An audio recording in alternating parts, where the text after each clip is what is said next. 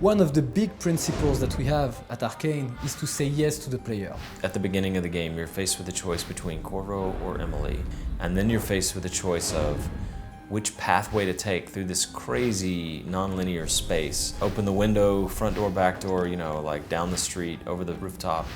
And then on top of that, you're faced with the playstyle question. Do you sneak and try to avoid killing people? Do you sneak and kill as many people as possible? Do you just kick the front door in and fight your way through? In terms of the missions themselves, we wanted to do classic Dishonored missions where it's a highly defended location, it has its own character, it has its own nature, and you're going after a high-value target. But we also wanted to give them some sort of epic theming, either fictionally or game mechanically, so that it just created like a completely memorable space to move around in.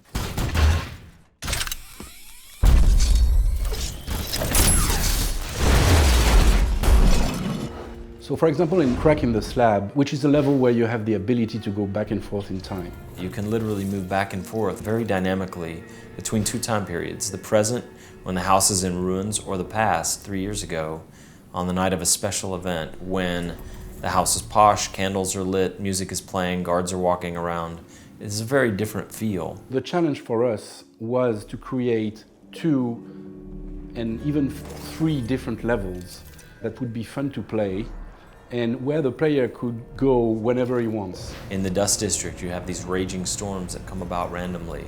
You have 2 targets there, 2 factions with very different ideas about what's better for the future. The other level that is very special in my heart is Clockwork Mansion, where the player can change the configuration of each room. Where you could throw levers and move the walls, floor, and ceiling around. You basically reconfigure the house like a Rubik's Cube.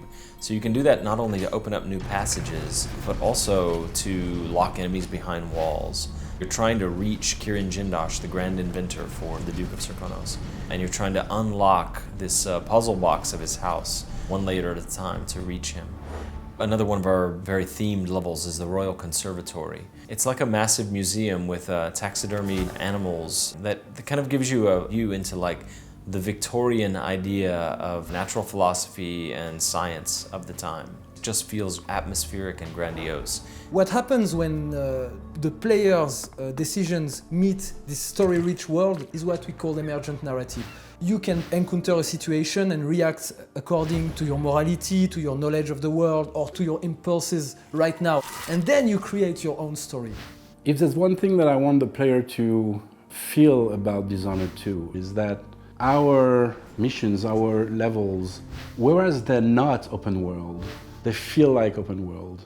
Given that in one playthrough of Dishonored 2, you probably see 20% of the game, it feels to us like no 2 players will have exactly the same path. We've put so much effort into having so many things to do, so many ways to do things, so many choices. I would like the player to feel like the possibilities are endless.